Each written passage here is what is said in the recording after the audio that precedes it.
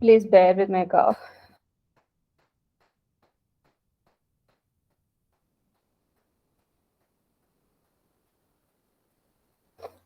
Okay, yeah. So I think we can start. So here I'll be walking you through the unit one. The first unit is Introduction to Fashion Law. So what is fashion law and why one should be a fashion lawyer, and what are the career prospects that you have being a fashion lawyer? And many of us have a question that what law has to do with fashion? Law and fashion are two different things, and all other misconceptions we have. So in this unit, we will walk through few case laws, few scenarios wherein fashion and law are interconnected with each other. To start with, what is fashion? So when we speak about being a fashion lawyer, we should understand what is fashion. So fashion is a word that have its origin to French. Okay, so it means that modus, and that means manner. Okay, that is your mannerism is your fashion, basically. That's what the word meaning is. But these days fashion is something which is trend, which is unique, which will make all eyes on you land on you, which makes you look beautified, which makes you look outstanding. So that is fashion. And this fashion is not just limited to your clothing. Okay, so it is your footwear, it is your accessories, it is your hairstyle, it is your makeup, it is even the body language. Even that matters a lot in fashion, and that's also a fashion. And also the lifestyle what you have, so everything amounts to fashion. Now you can ask me, how does my body language is related to fashion? So if you see any of the models standing in even in the stage, they would have their leg crossed. Okay, and that will also depend on the clothes that they are wearing. So if they are wearing any short skirts or something like that, they would have their leg crossed and they would be standing like that. And if it is full jeans, they will not cross their legs so much. It will be little apart. And also you can see their sitting style, the way they sit. So if they are wearing any a skirt or something like that, they would put their leg above their leg and they'll sit in that way. And if it is some jeans or something like that, a skirt, then their sitting style would be different so that they show off their clothes. The best exam one of another best example for this is wearing thigh slit dresses. So whenever you see any celebrity or a model wearing thigh slit dresses, you will not see them standing their leg crossed. They would place their two legs like a little wider apart so that the thigh slit is visible. Okay, that is, they look appealing when they wear that thigh slit dress. Okay, that is all because that's what fashion is. So when you wear a thigh slit dress, you are supposed to stand in a particular way. So when you wear a skirt, you are supposed to stand in a particular way. So even that body posture has a lot to do with the fashion. So when you call somebody a fashionista or a fashion icon, we look at all these things. And also a fashion is something wearing things all matching, or if not matching, that they should go well with each and everything. Now this fashion is interrelated with law because of so many factors. And also fashion is interrelated with chemistry, fashion is interrelated with physics, fashion is interrelated with everything. Now you can ask me, how chemistry? I'm not sure if you have watched this recent video wherein Bella, famous model, she was spray painted with a chemical, wherein she stood in the ramp, and few of the chemists, they sprayed that paint all over her body, and that particular chemical reacted when it contacted human body and it became a cloth. So it is something related to chemistry. So you cannot tell that chemistry has nothing to do with fashion. Oh, come on, it has to do so many things. And when I speak of Physics, yes, even physics has so many things to do with the fashion industry. So it is all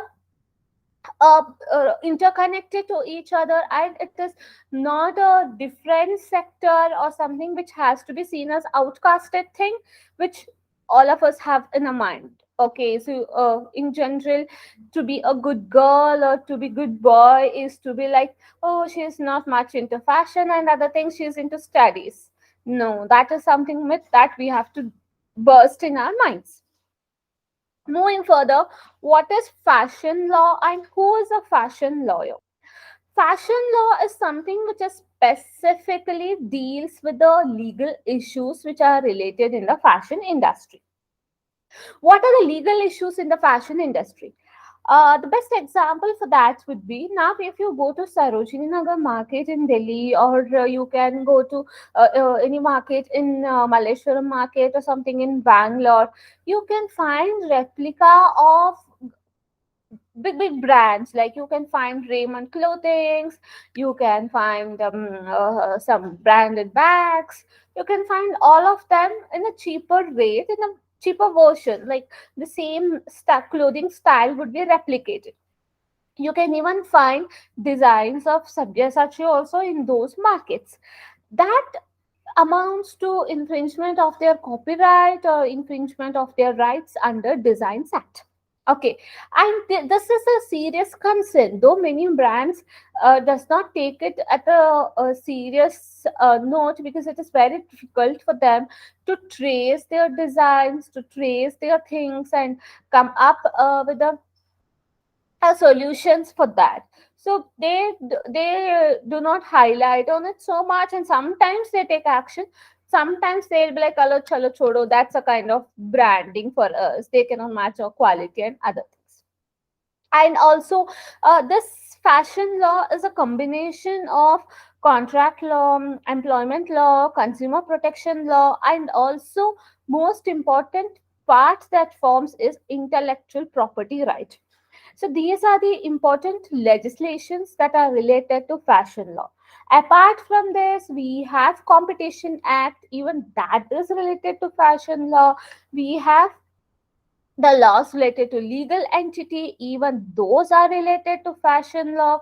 So it is like it is all interconnected with each other. Okay, now the best example I would give you of the recent times is when there was this COVID stuff. All of us were supposed to wear the masks, right? So when we were supposed to wear the mask, that designing of the mask and wearing, making of the mask, everything comes under fashion thing, right? So that we wear it matching to our clothes or the materials and all other things. Therein the law had to interpret, and they had to interfere, and they had to tell that yes, you are supposed to wear N95 masks, and it is not just the cloth masking or the designer masks that are you are supposed to wear. And also you can find many designer masks also. You can see this one, Kylie Cosmetics, at the Kylie clothing store, clothing thing. They have their own brand masks. Okay, they are like the N95, without N95, that, this, and all. She has launched her own set of masks. You can find it in the Google with all their pricing rate and other things. So that way, here you can see that the medical laws or the government regulations related to wearing of mask, and also the fashion, it has all combined together, and somewhere or the other they have landed up at the same post. Now, what is the fashion lawyer and what does he actually do? Fashion lawyer is the person who is an advocate who is specialized in fashion law. Okay, so he is the one who looks into this one for fashion industry. For example, now there is, if there is any monopoly in the market, then he has to check for the competition law, like are they doing any healthy competition between the brands, and how is the competition going on. For example, there are two famous labels, okay, and both of them are into the wedding designs, wedding clothes, lehengas and saris and other things. Now you have to see whether the particular uh, two labels are having a good competition in the market, or are they abusing their dominant power, or they are doing anything wrong. So he is the person who looks into all of these things, and he who's the one who ascertains that yes, this is something that we have to look into, and this is something that we have to take care of. And also, if there is any cases that are registered under the Consumer Protection Act, then he is the one who jumps in, and who is at the able position to tell the court that what is the scenario, and how are they exempted in their advertisement and all other things. So fashion lawyer is not a dull position wherein it is just only about the contracts, contract drafting or something like that. No, even a fashion lawyer should be knowing everything, all aspects of law, including IPC, including CRPC, CPC, all things he or she should be well aware of. Next, legal issues in the fashion industry. So, what are the major legal issues that are faced in the legal industry? Sorry, fashion industry. The first one is copying or recreating the ideas. Yes, this is one of the major issue that we face today. That is, the designs are copied, they are recreated. As I said, you can find Sabyasachi clothing in Sarojini Nagar market or in Malleshwaram market. So how to avoid it? See, something, this is something very difficult to avoid. You cannot do it. You can also see many influencers on uh, Instagram. They would be like creating Sabyasachi lehenga from scratch. So all of these things you can see, and they would replicate their masterpiece or iconic designs. And this somewhere brands give relaxation, but this is not permissible under the Designs Act. This is a great threat that is faced by the industries. The best example for that is, I give you the example of that hair oil. What was that hair oil's name? I forgot the name of that hair oil. That brand, wherein they first came up with the comb in their oil bottles, which would help them to apply the oil manually. Okay, sorry, through that comb only, and so that you need not touch it through your hair or some hand or something like that. You can apply through the comb. And now this design is copied by everybody, and you can find bottles of many major brands with a similar concept. And I can give you one more example of true hair color, wherein true hair care oil, wherein they have come with this electronic heating. And after that, there were many brands who came up with a similar idea of doing those things. And also it is like they are copying from one to the another. So even, and also in the clothing line also, you can see there are so many copying. And when asked, they would tell in the court that it is not copying, it is being inspired. Okay, so I have not copied it, I have been inspired from it. Because getting inspired and doing something related to it is somewhere not punishable under law, but exact copying is punishment. Okay, so that's what they take the stand, that we are being influenced by it. And second is misuse of brand name. Yes, misuse of brand name is a very common thing.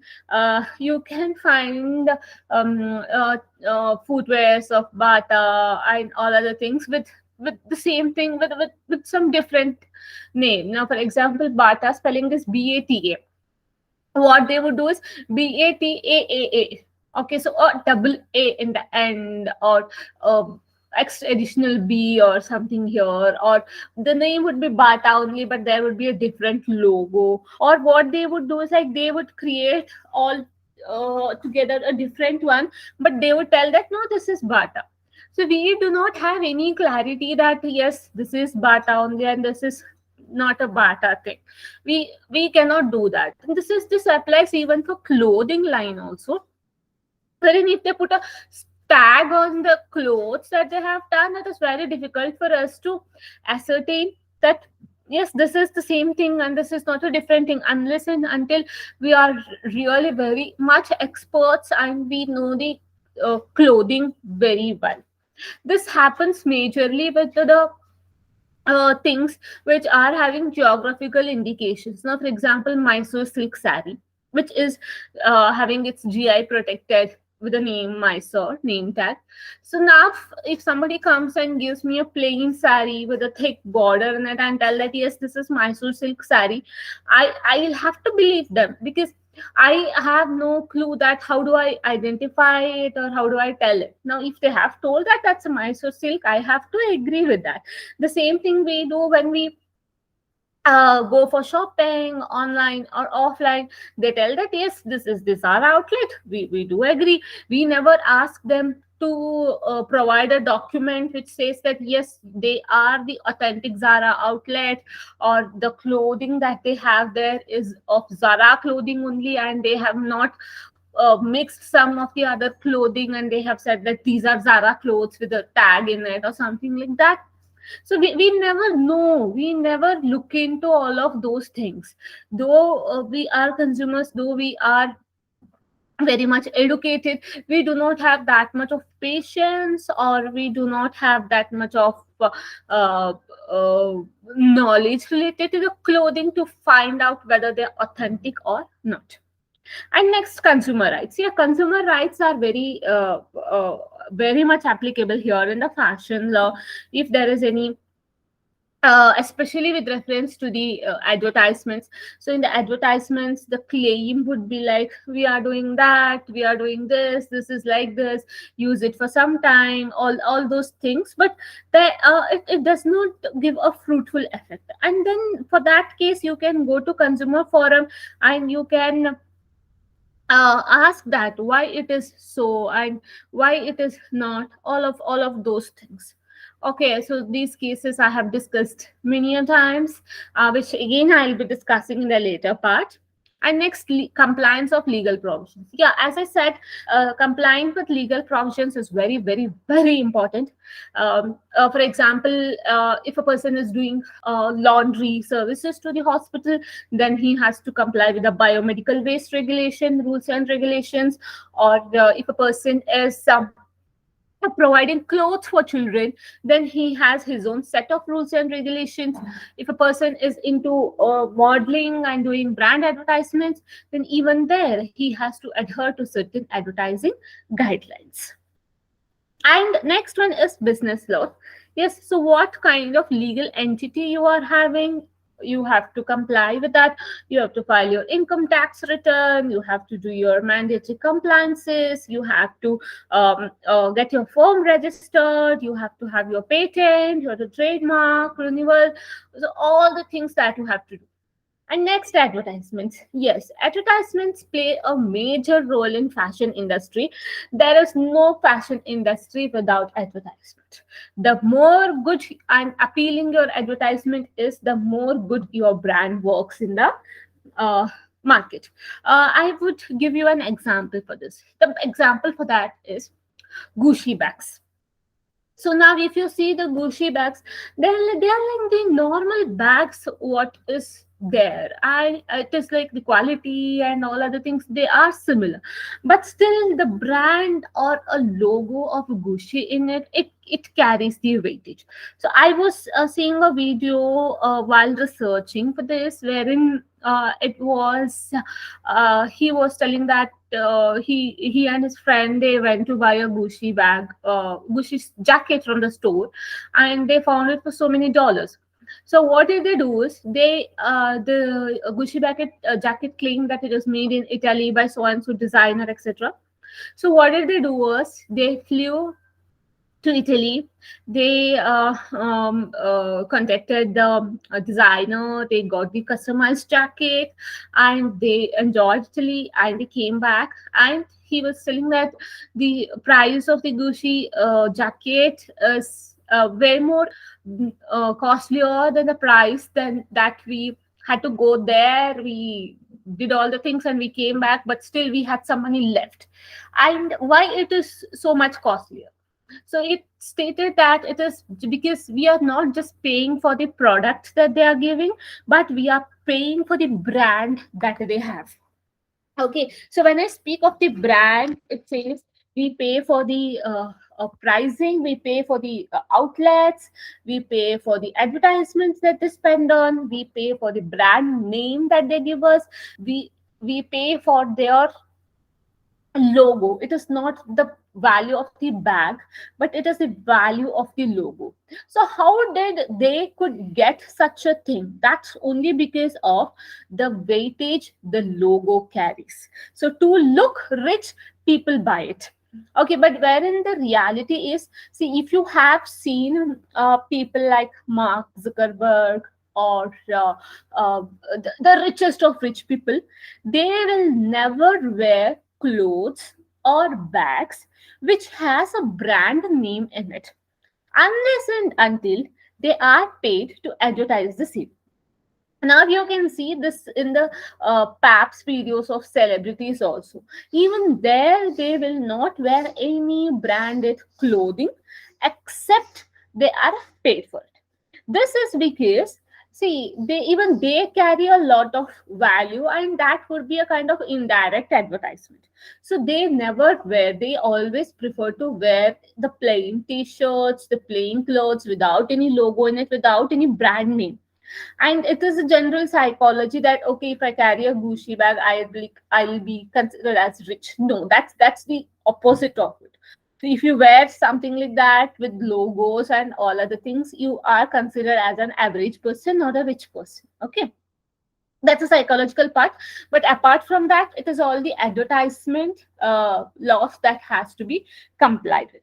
And next is geographical indications. Yes, geographical indications matter a lot because we have saris like Mysore silk saris, Kanchipuram saris, Dharmapuram saris, all other things. They are all having a geographical location attached to it, and they are like, yes, I belong to this particular place. So now what happens is people, they manufacture at some other place, they just give the name of it. Yeah, this is Dharmavaram sari, you can take this, is I have bought it from there only, this is Mysore silk. So protecting the identification of that particular geographical indication becomes very, very, very important.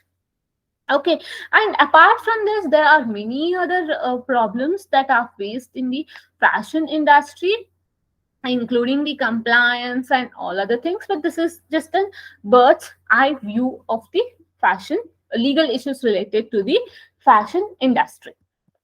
Moving further, we'll make few lists of the laws applicable in the fashion industry. The first, it has to be IP laws. Predominantly, fashion industry has a greater relationship with the IP laws. So the first one is the Copyright Act of 1957, wherein it says that when you can, what rights you can protect and how can you protect your individuality in that particular work. Designs Act. So what is design? The design that you do for a particular sari or a particular product. It can be a kind of the hand thing also. There was some one lady in the Shark Tank wherein she was having the detachable hands. Okay, that's a kind of design. And also we have this two-in-one clothes, wherein the cloth, you will be wearing one cloth and you can automatically make it into the other one. So that's also a kind of design. And next we have Geographical Indication Act, and we have Trademark Act. How can we protect our trademark and other things? And also here we have this patent also. It can be the best example for that would be the recent example of the fabric that was made out of chemicals when sprayed, when contacted with the human body. So that's a patented thing. Okay, so you can have patents also over there. So all of the IP laws, they have a close nexus with that of the fashion industry. Next one is taxation laws. Yes, taxation laws are also very important for the fashion industry. That is because you will be understanding what it is and what not. Okay, so here, one second.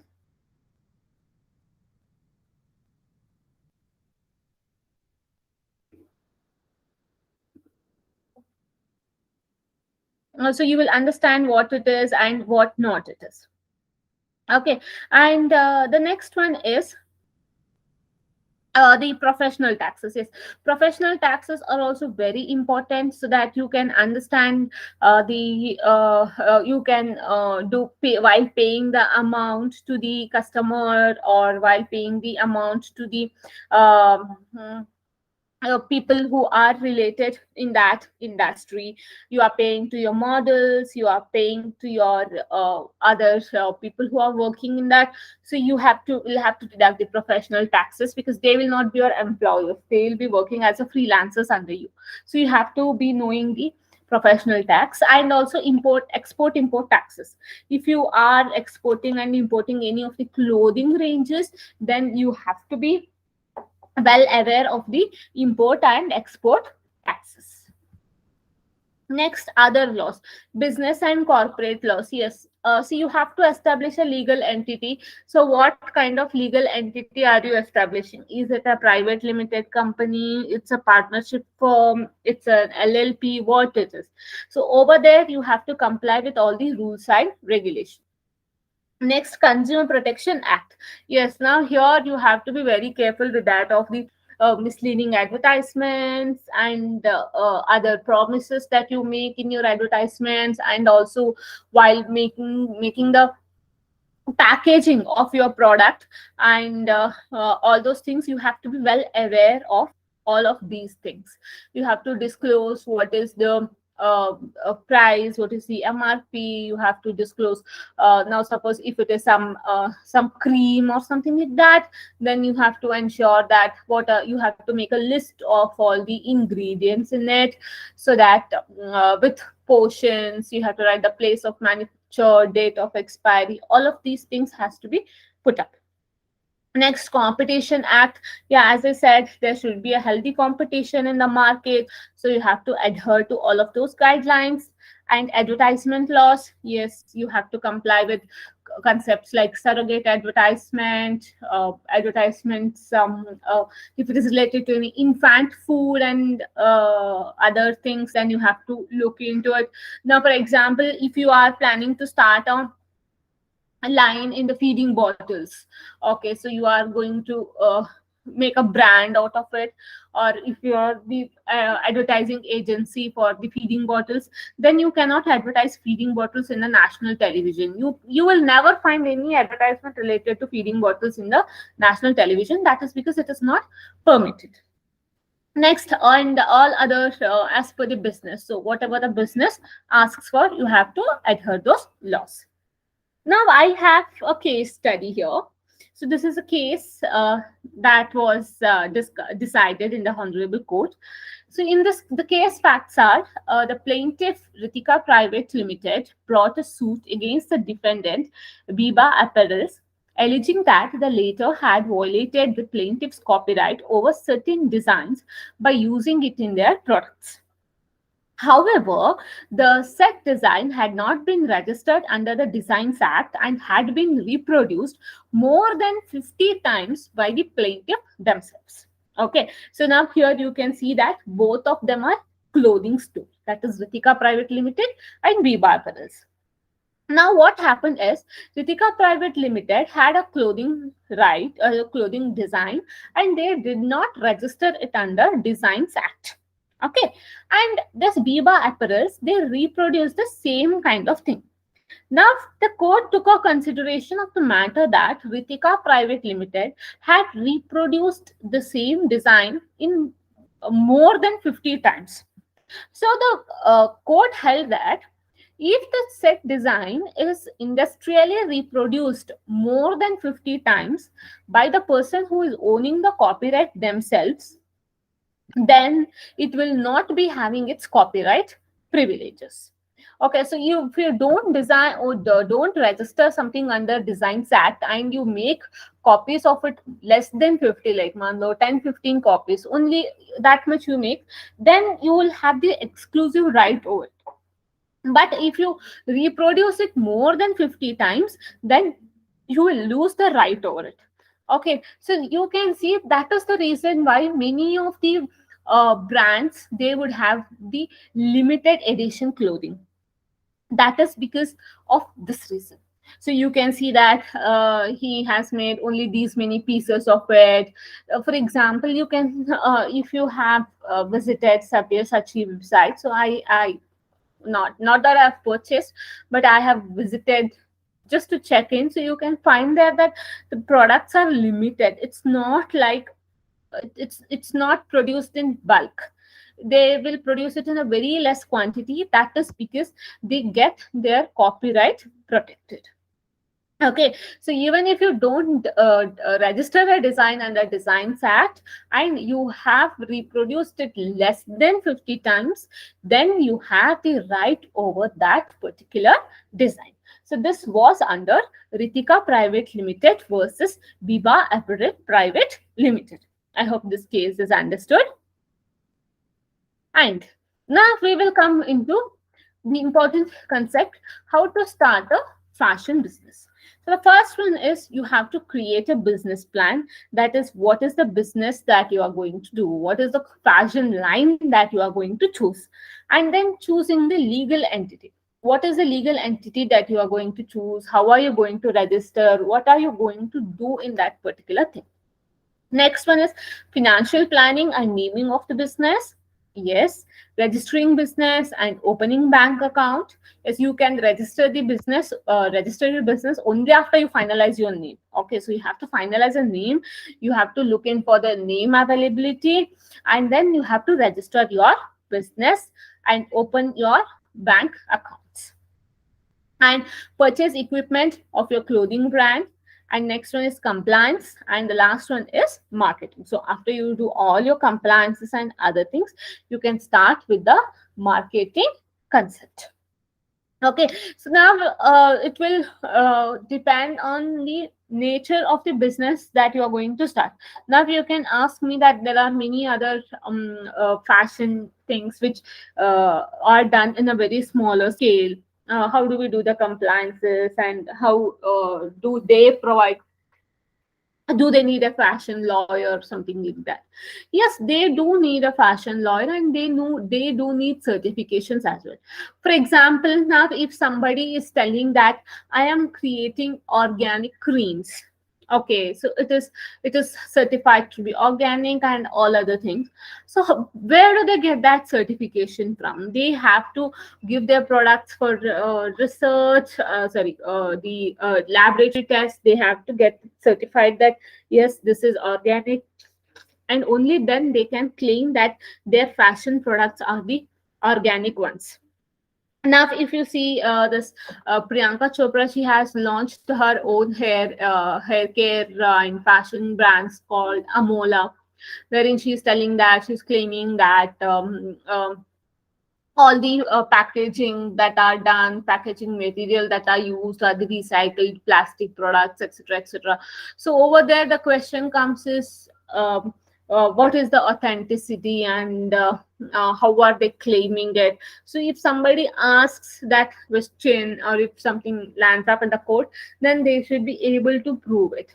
Okay, so even in the Instagram or Facebook and many other places, we can find many brands claiming that they are organic and all other things, but they should have the authenticity to prove it. Yes, they are organic, and they are, even if they are claiming that we are 100% vegan or all other things, those things has to be proved. Okay, those things has to be in the documentation, not just in the verbal thing. So if they are just telling it verbally, and if there are no documentation supporting it, then they would be landing up in the trouble. Now, okay, so now, to before we end up today's session, I'm going to give an assignment to you. So this assignment is a case study. Miss Pallavi wants to start a clothing line specialized for hospital use, surgical use, okay, hospital use or surgical use across the country by issuing franchisee at different cities. List out the laws that she is supposed to comply with. That is, she is going to create the surgical dresses, the clothing for nurses, clothing for doctors, the clothing that are used during the operation theater, or the clothing that is used for newborn babies. So she's going to make a clothing line for it. And in addition to that, she's going to open franchises across the country in different cities for the same business. Now, I want you to do a little research on this, that what are the permissions or what are the regulations that are governing the clothing line which she is intending to start, that is exclusively for the use of the hospital. So I would be sharing you this question as well, so that you can have a look at it, and you can make your research work on that. Okay, think, imagine she is your client and you have to work on this.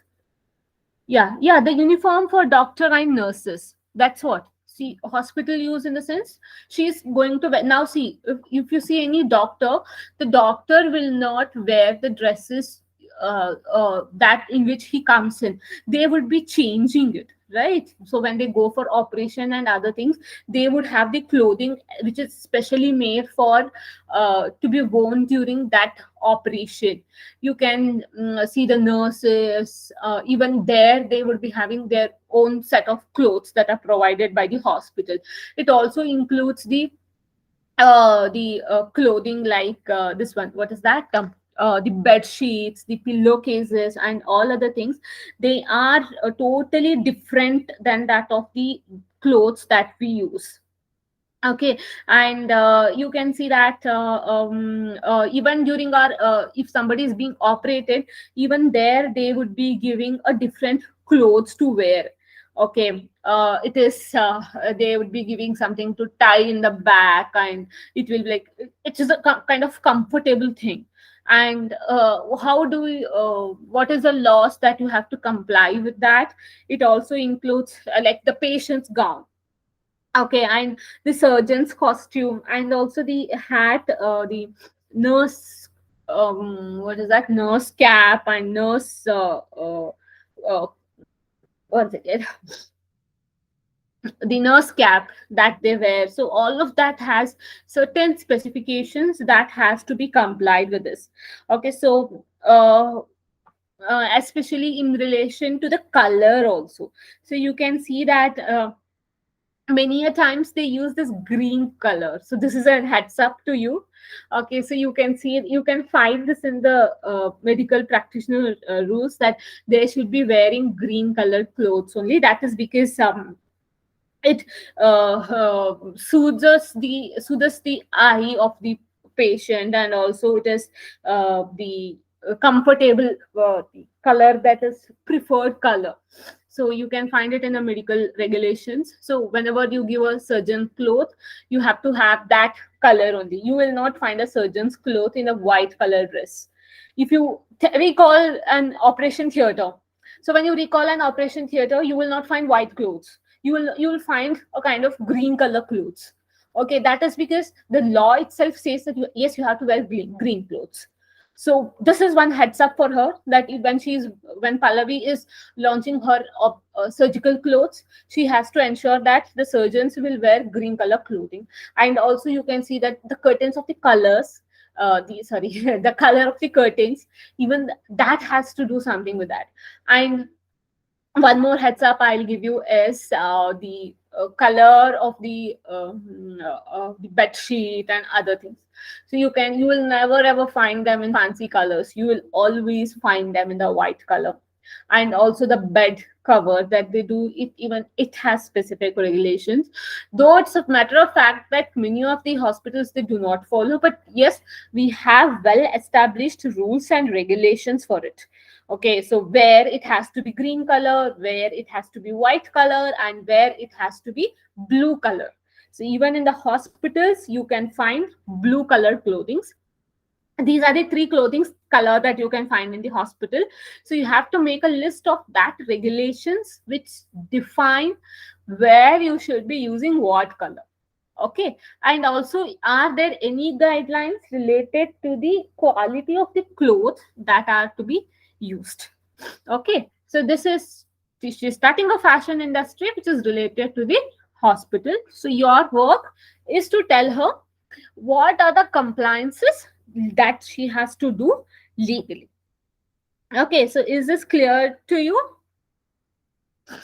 And I'll WhatsApp this question to you so you can go through the questions. And if there are any doubts, you can ask with me. And yeah, one second. Yeah, you can ask me and you can work on this. Okay, so I'll be sharing this recorded session so that you can refer it while doing the assignment. And yeah, the mode of submission of the assignment also I'll be telling via WhatsApp. Okay. Yeah. Okay. Fine. Okay. So any questions for today? Yeah, that's why other recordings were not done because of the non-availability of PPT, and now we have all the PPTs. So I'll do all of those things and I'll be sharing with you. Okay. Yeah. Okay. Fine. Yeah. Thank you. Thank you so much. And we'll meet up in the next session.